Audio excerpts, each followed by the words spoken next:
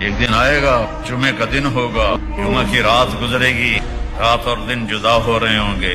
اور رات کہے گی کل آؤں گی، دن کہے گا میں اب جا رہا ہوں۔ اور میرے نبی نے فرمایا پرندے اڑ اڑ کے آ رہے ہوں گے، کہیں شادی ہو رہی ہوگی، کہیں نغمے ہو رہے ہوں گے کہ فَإِذَا جَاءَتِ الطَّامَّةُ الْكُبْرىٰ، ایک خوفناک آواز آئے گی، اذا زلزلت الارض زلزالها، زمین کانپنے لگی، اذا الشمس کورت، سورج اندھا ہو جائے، پرندے آوازیں نکالیں گے اور آواز تیز ہوتے ہوتے سورج کو اندھا ہوتا دیکھیں گے، ستاروں کو اندھا ہوتا دیکھیں گے، انسان سب سے آخر میں مرے گا،